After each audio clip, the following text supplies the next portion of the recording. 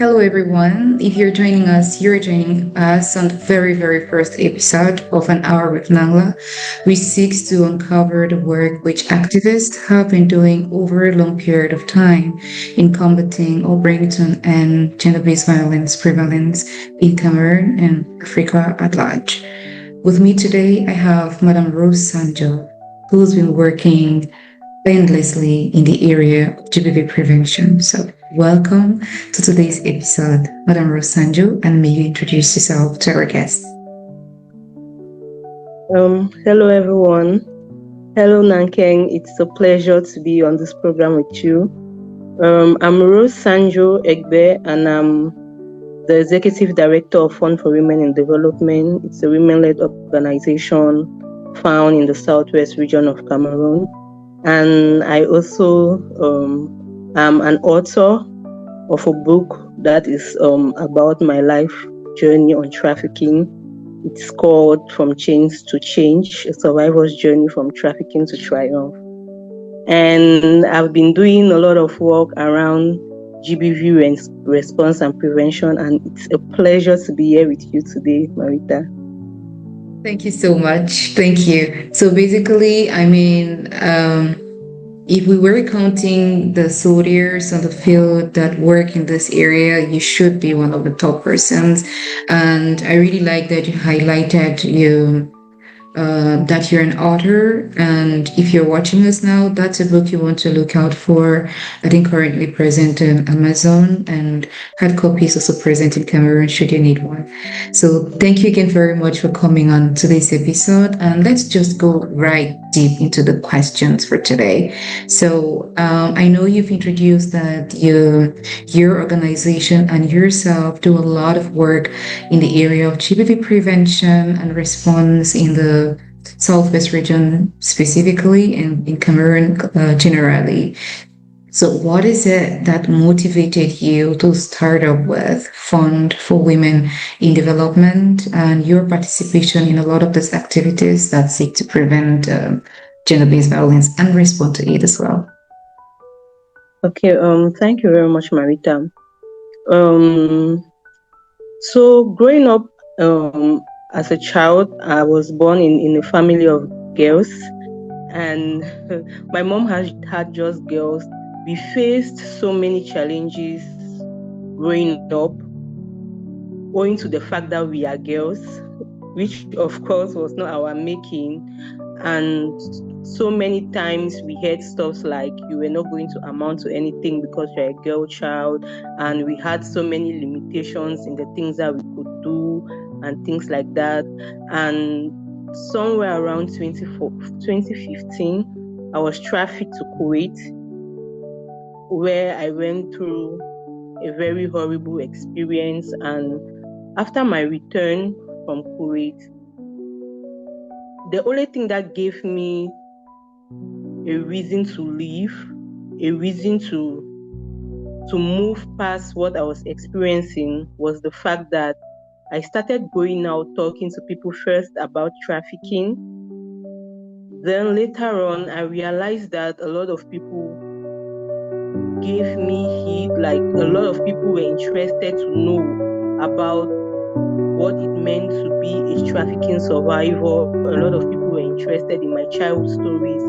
And yeah, those were the things that motivated me to start my organization and started advocating for women and girls. Thank you very much for sharing this part of your story. This is just us converting our challenges or our life or lived experiences into tangible solutions that could prevent any other person from getting into the same. And it's super exciting that you're focused on this part. And I know you've saved quite a lot of people in this area from getting into this area as well, which is super amazing. So now, as you founded your organization, are you able to share with us a couple of the activities which you've been able to implement, either as an individual, an organization, or part of a partnership? So what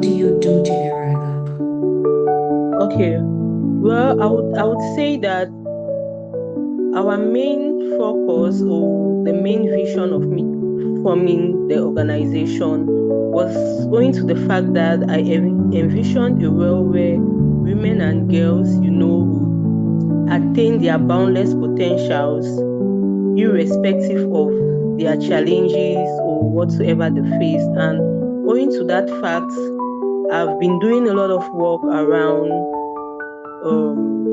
bringing women and girls to the place of knowledge of them knowing their rights as women. So, as an organization, we do offer psychosocial support to survivors of gender-based violence and human trafficking in particular. As a trafficking survivor, I'm very particular about that. And we also provide comprehensive case management services like relocation, medical assistance, food assistance, basic needs assistance, shelter. We also give livelihood support. That we carry out a lot of activities around women empowerment, training them on vocational skills that could help them, on income generating skills. We also do a lot of work around advocacy and creating of awareness around gender-based violence and human trafficking in particular. Great. I mean, this is quite a long list of activities you've been implementing. I mean, and it's formidable that as an organization you've been able to carry out all of these activities. So, for how long have you been doing this? I mean, like, for how long have you been into existence as an organization, and for how long have you been able to accomplish all of this which you highlighted? Okay, well, I'm going to start by saying that I started my journey first as a volunteer with other organizations, and so owing to that fact, I had a lot of background knowledge on what to do and what not to do, and so I would say that I started my journey far back in 2016. Working with other organizations as a volunteer, but Fund for Women in Development came to life in 2019. Great. So I mean, it's safe to say that you've been Fund for Women in Development has been in existence for close to 6 years now. So that should be a huge anniversary to be celebrated, because statistics indicate that in Cameroon generally, hundreds of organizations do not see their first birthday. And it's amazing to see how you've not just sustained the existence of the organization for 6 years, or go towards 6 years now, but also have been able to implement activities that have definitely impacted people's lives positively, or let's say, or much more positively. I wouldn't say negatively, but much more positively. I mean, that's super, super exciting. So, someone once said that, I mean, just speaking again on survivors of trafficking, which is something which I think needs really to be talked about, because for the most part, when people are being trafficked, especially from the onset, they're not aware just until they get to the other side. Then they get to discover that, oh, this is what it was all about. And someone told me that being a survivor of the same, she did a lot of work around raising awareness and then starting an organization, and they were about economically empowering them. And this lady was asked what would she like to do, and she still said she would still like to travel to the same country. So, what do you think have been some of your hurdles tackling this area of work, maybe specifically around trafficking? Well, it's very challenging working with survivors of trafficking in particular, because the truth is, the one of the reasons why people are being trafficked, especially young women, it's the issue of poverty. And until you are able to, settle that, it keeps them in the place of always wanting to fall back into the hands of traffickers, because they are always out there looking for every and any opportunity that can get them out of poverty. So I would say that particular aspect, of trying to get a survivor in that place where you tell them, okay, you know what, you need to make informed decisions. It's not every opportunity that you see that you delve into and things like that. You will not just want to say that with empty words. You have to say that with some level of financial support that can get them to stability. And with the very minimal level of funding that is around the trafficking field, it's very difficult. And that has been one of the greatest challenges in combating human trafficking. Yeah. I mean, that's right. I think that, again, this is a call out there for us I think maybe even fathers who might come across this video to understand the need to allocate a lot of funding around trafficking in persons, but also strengthen the capacity of organizations to be able to easily apply for this funding and implement activities around this area.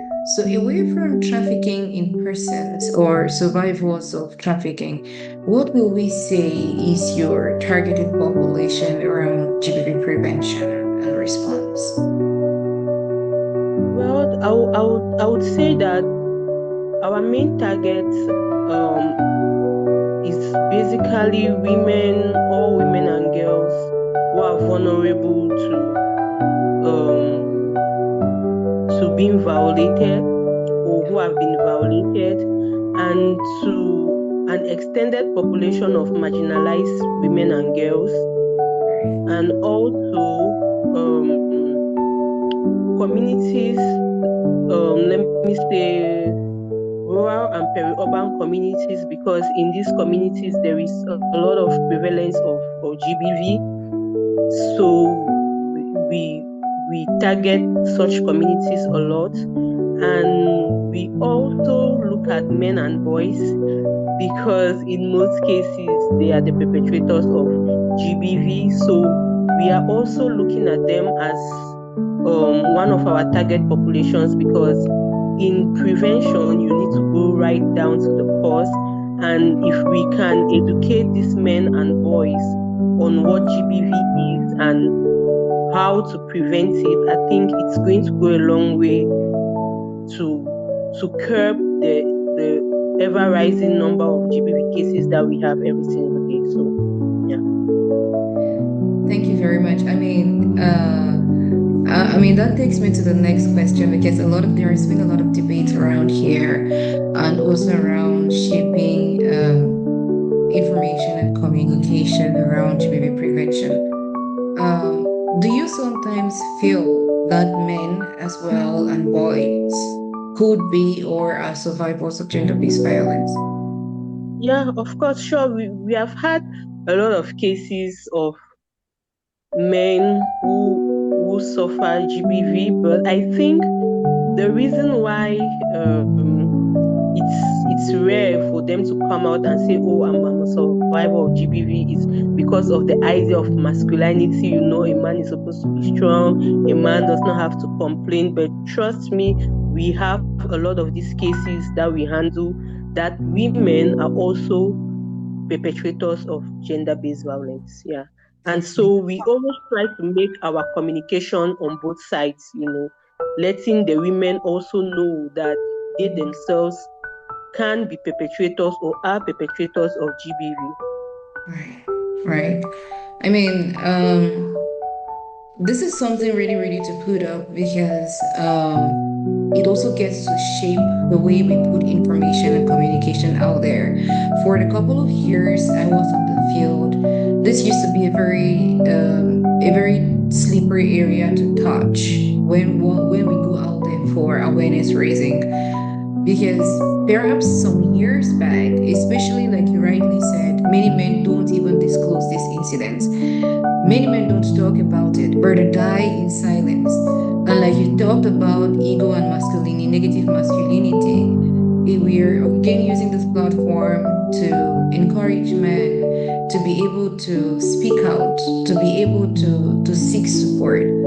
I remember once I was raising awareness in Limbe Street 4, and there is a group of Yeah. men who said to us that you people come all the time to talk about just women who are survivors. Do you know that it can be? There are men too. Look at your posters. You just see men who are beating women. But you know there are other women who actually hit on men as well. We have a woman, I cannot remember if at the time it was around Batuke, who poured acid on a man. And Wow. the Yeah. question, Yeah. exactly.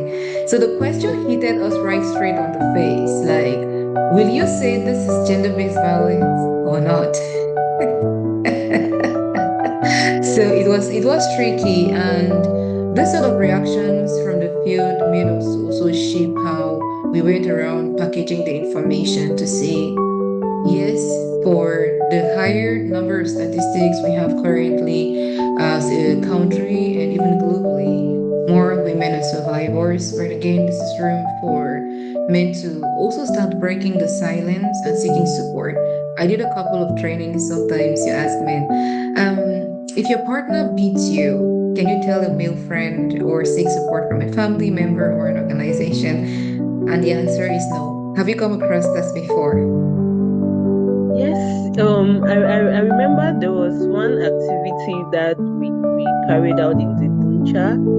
Yeah, I think it was this year, and we were talking about this same issue, and a lot of those men were like, ah, no, I will not say that though, because they will laugh at me.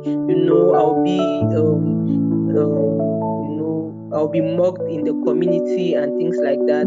And we had to start educating these people on the need for them to speak out, because most often than not, you not speaking out can also cause you to become a perpetrator out of frustration. So it's Right. better you speak up and you speak out, and through that way you can get a solution to not also lead you to becoming a perpetrator of violence because you were violated. Exactly. Because in most cases of GBV, even some of these women often become perpetrators of the same act that is being meted upon them Right. because of what they are facing. Right. So, Yeah. Yeah. That's very correct. That's very right. And I so much agree with you. And again, it has been a long time call for organizations working in the area of GBV prevention to make their services both ways. Excuse me. Back in the days, there were just women coming up, but currently the trends among men and boys is actually at an increase. Because I know one of the main reasons that men give is a lot of times you see organizations coming around here just to talk about women. The Ministry of Women's Empowerment and the Family is there, but a lot of times people miss out on the family component of the women's empowerment ministry's work. A lot of times they focus on the women, but there is a family component, and their doors are always open all the time. I remember when I used to do a lot of work in collaboration with the regional delegation in the Southwest. I saw a lot of men. Sometimes when women are asked that the husbands are convocated, they come around and you discover that the real culprit was the woman, and then oh, you start getting exactly. shocked. So I don't, at some point when you reverse the question, why didn't you talk about it? They'll say they were afraid that advocacy was just for women and they'll pick the women all the time. So men should be able to break the silence, and that's what I get from you. And I like that you've been working a lot in the area of raising awareness and pushing for positive masculinity through the work you do. So I wanted again to ask before we move to our next question. What do you think? I mean, in just no order, but I mean, based on your community experience and your coverage, what do you think would be the most prevalent GBV type, either for men or on women or girls or boys? What is it? Have there been any changing trends ever since you rolled out FWID in 2019 up until now? Well, I'm going to begin with from men to women. I would say the first is physical violence. It's very, very prevalent, especially intimate partner violence. The physical aspect of it is alarming. And I would also say economic violence as well. And then sexual violence. Then looking at from women to men, I would say psychological violence. Women are, they are, they are at the helm of psychological violence. Yeah, most times these women are the people that provoke the men to actually perpetrate the physical violence on them. Though it's not an excuse because there is no excuse for violence, Right.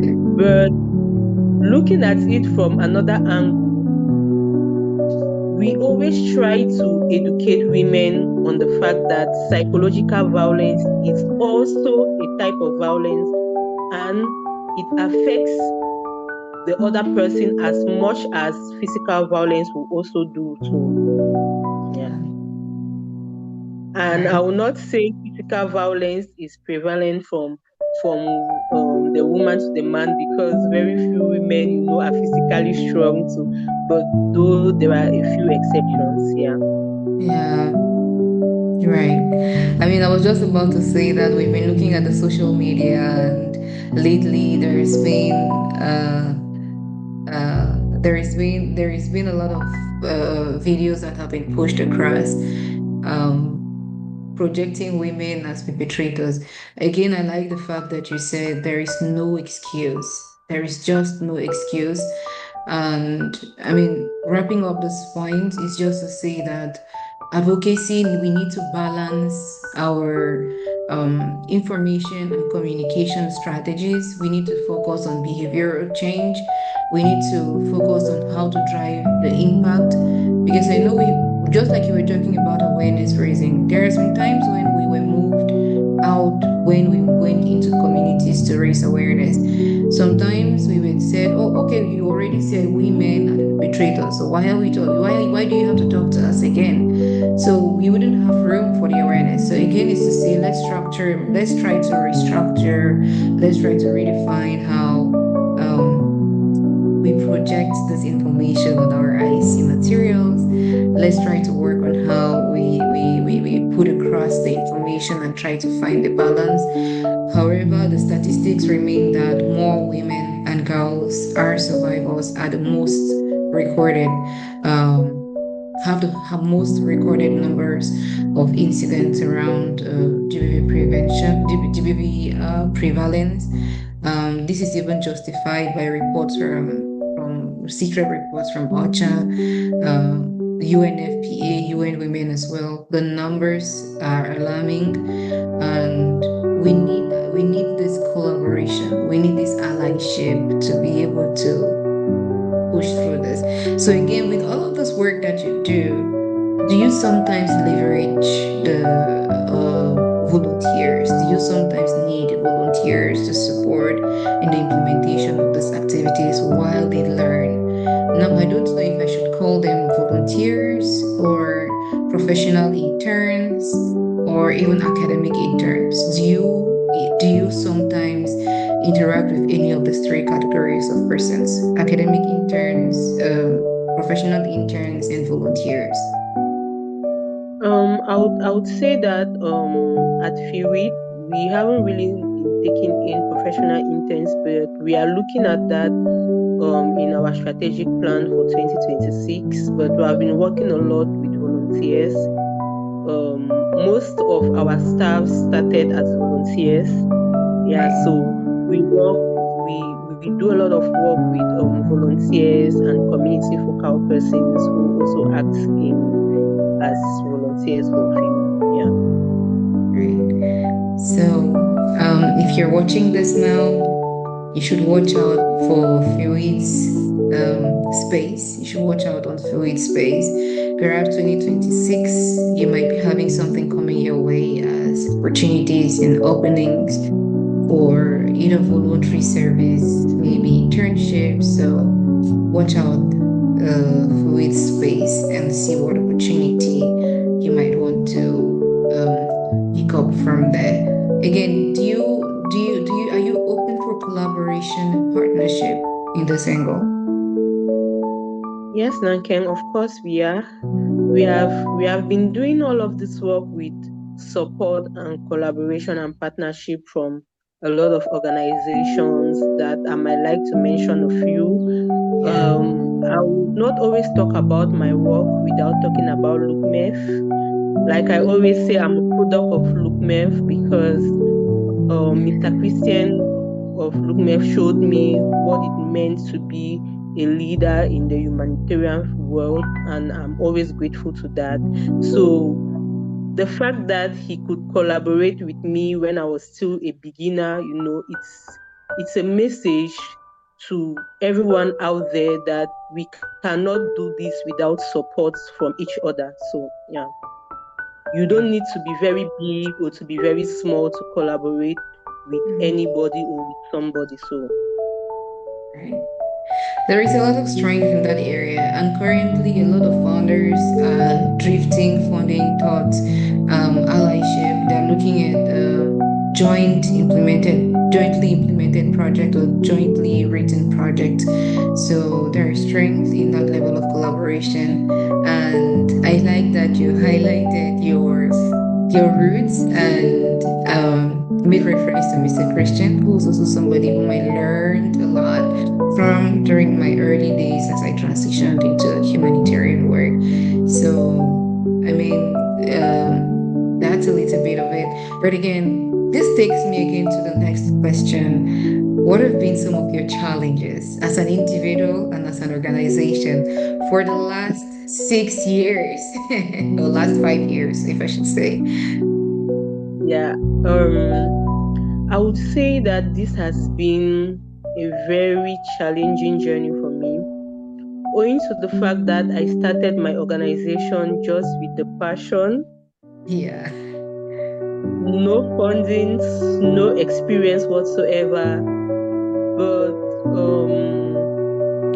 I would say that the most challenging aspect has been accessibility, access, being granted access into communities where you would want to work, where you understand that there is a lot of prevalence of GBV in these communities, and when you try to get in, the access there is so tied up.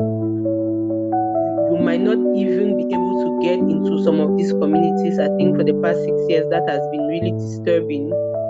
There are some communities that are so difficult to get access to. But I would also want to say that finance has been one of the greatest challenge as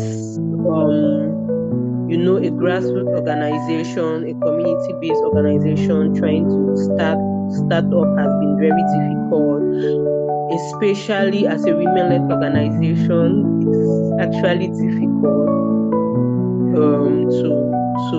to be able to traverse through the funding windows. Also, I would say that another challenge has been working with survivors. That at times can be very traumatizing.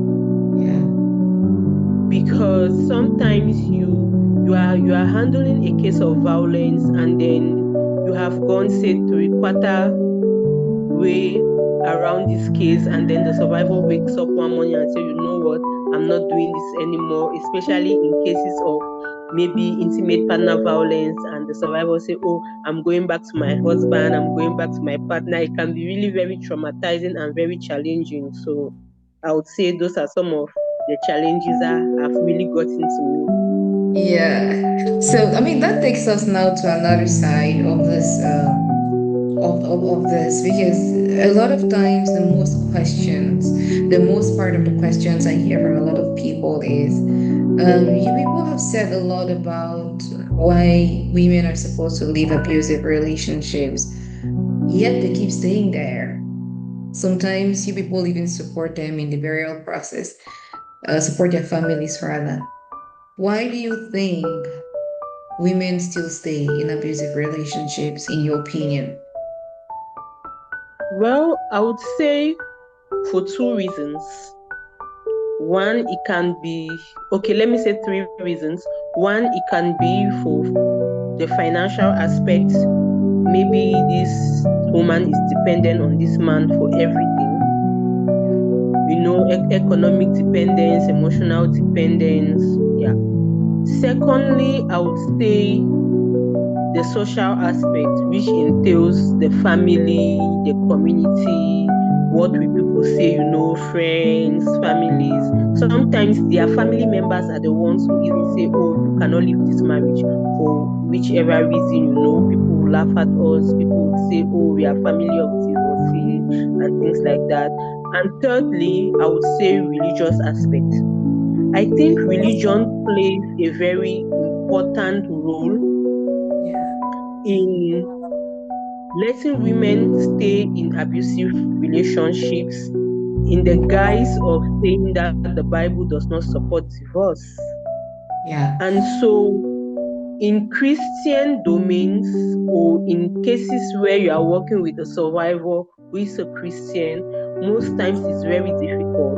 They will say, oh, my pastor has prayed and oh, we have prayed, our church does not support divorce, our church says we should pray and we should persevere. Personally, I'm a Christian, but trust me, I don't give into, I would say that is just pressure from people, because if you lose your life at the end of it, you are the one who has lost. So I would want to say that those are the three main things to me that keep some women in this abusive relationship. Considering some of the cases that I've worked on. Yeah. That's from my personal experience with some of the survivors. Yeah. I see that. So again, I mean, this sounds like a lot of challenges all put together, but you kept going.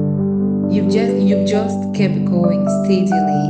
And personally knowing you, I have seen a lot of growth. I mean, at a higher level, the transformation has been massive.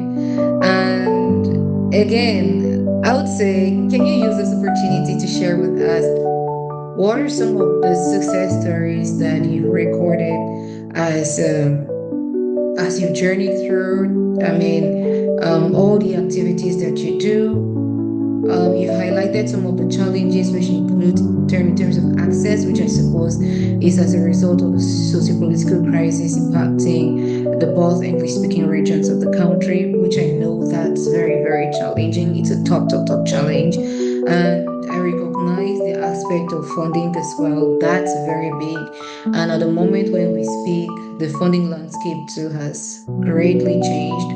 And then I mean, interacting with survivors as well, like you said, could be very much of a daunting task. I would like you to share with us, despite these three key challenges which you've highlighted, that speaks directly to the core of your work. What are some of the key successes?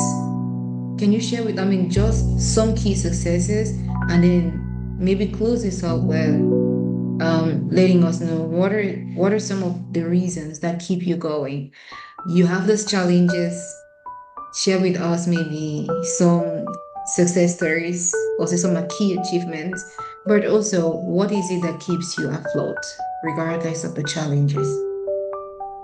Okay, Marita, thank you so much for that. That's actually one of my motivations. Okay, I might want to mix the two questions into one.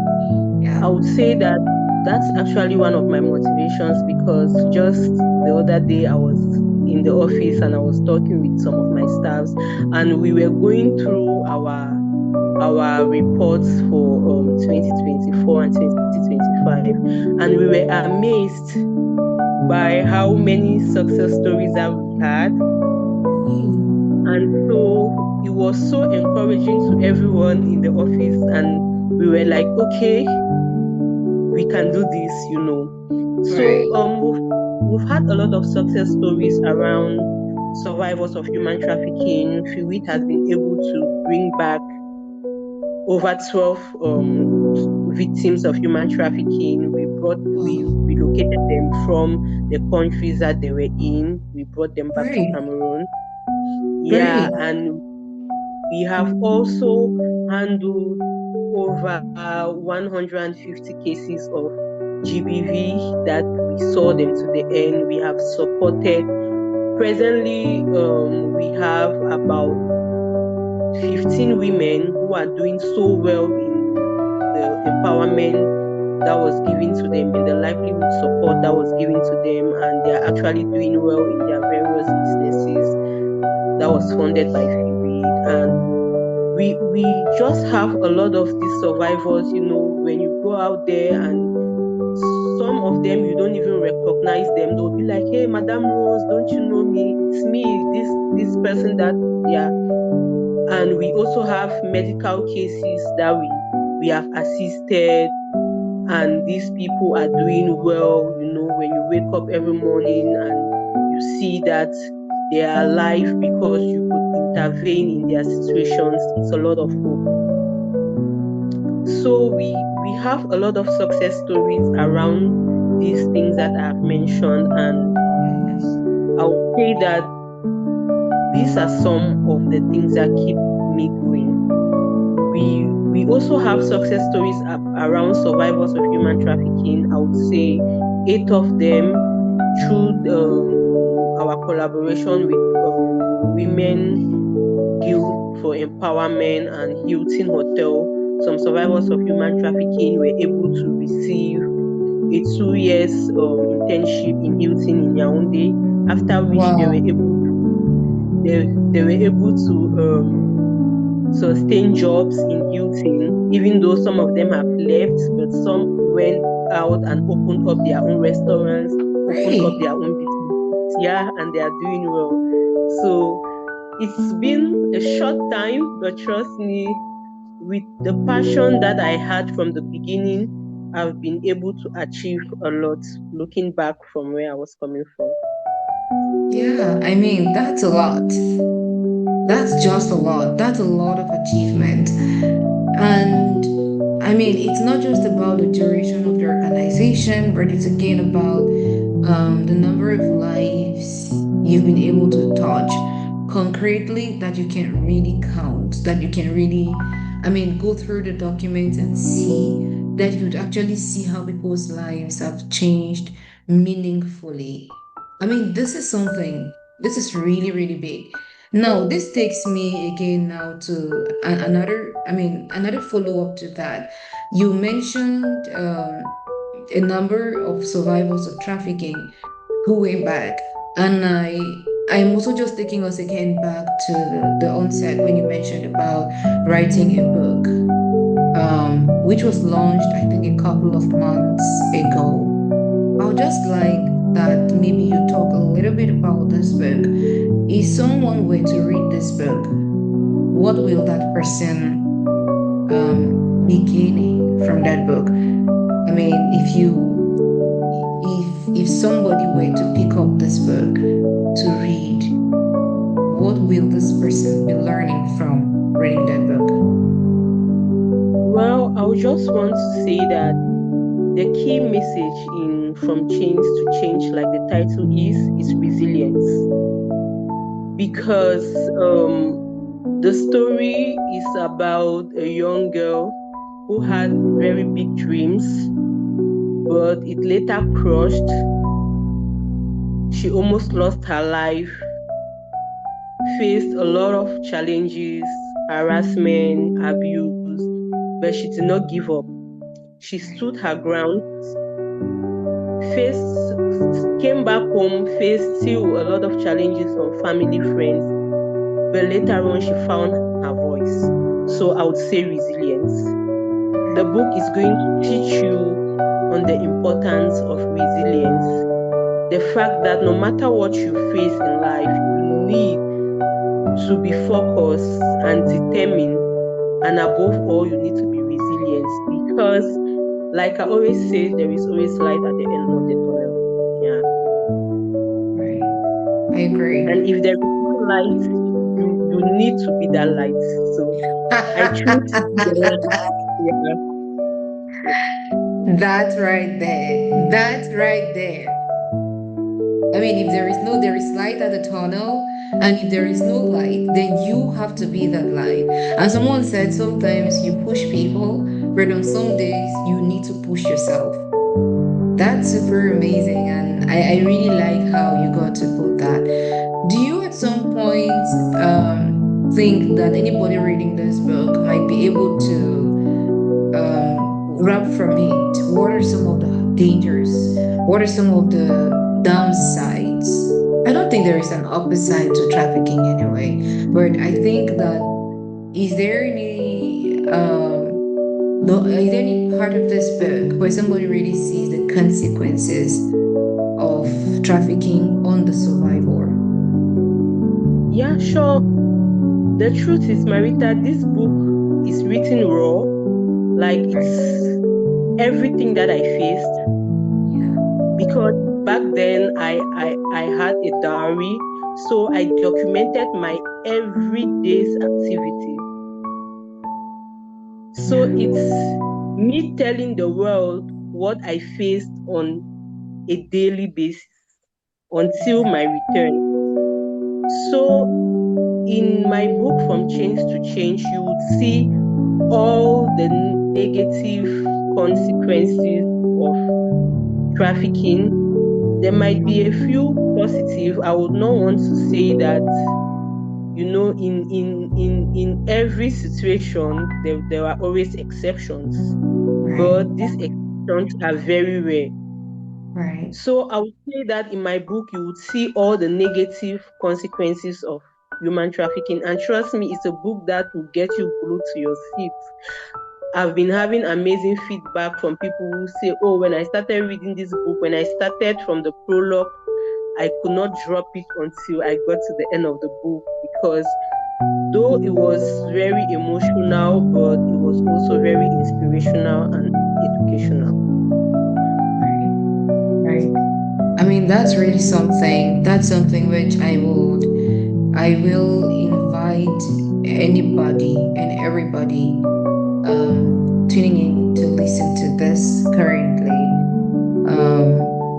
to grab a copy. How much did you say a copy of this book is again? Okay, so it's selling presently for 10,000 francs for the soft copy, and the hard copy is 15,000. Right. So again, I mean, knowing already, you know what you will be getting from this book, right? So there is no reason why you shouldn't get this book. This is a book which should be. It is written in simple language. There is nothing. There are no buzzwords. There is no exaggeration. Though she says it's written raw, but there is no exaggeration. A child of every age, at least 10 plus, should be able to read this book. These are books which every family needs to have on their shelf growing up. First of all, to know that this is not the road to walk. And these are some of the warning signs to look at if you should find yourself in a situation where you risk being trafficked. And maybe some of the coping strategies you may put up if you find yourself in that situation. So I think this is a little bit of it. But again, not without asking. Finances currently are a huge challenge, and I foresee a situation where without fundings, the prevalence rate of GBV is likely to steadily be an increase, especially as the crisis affecting your area of coverage hasn't come to an end yet. How are you struggling to meet up with this financial gap? How are you striving? How are you staying afloat? Well, I would say that, Marita, is very difficult. That some days when I would just wake up from sleep and I would say, oh, I wish I did not have to go through all of this. extremely challenging because you get these calls every day from the communities, referring incidents of GBV, and sometimes you don't even have the resources to attend to these cases. And even if you want to refer, a lot of organizations are already shutting down due to the lack of funding. I would say that what keeps me afloat is the passion for what I do. The passion keeps me going. Yeah, it gives me the drive to want to continue doing what I'm doing, regardless of whatever challenges, even if it's finances that I'm facing. Like my mentor, Mr. Christian, will always say, don't run an organization if you don't have money, because you cannot always depend on funders. Agreed. And that's the honest truth, because presently 2025 has been a very difficult year for all organizations around the world with the extreme cut in fundings. Actually, our main source of funding was cut down. So we are presently living on the fact that we have passion for the work that we do, and that drives us to continue the work with the little fundings that we have. Yeah. Get you. So, I mean, this is really saddening. It's really sad to know that there is much work to be done, yet finances aren't available to close these gaps, especially as meeting the needs of survivors many times needs these resources. So, I mean, before we wrap up today's section, if you were to send a message to a survivor out there, a survivor of any of the types or forms of gender-based violence, what will that be? Well, I would say my only message is speak up, because your voice matters. Right. It's not only about you, it's about everybody, everyone that looks up to you. And your story might just be what another person needs to get out of their own situation. So please speak out. Right. That makes sense.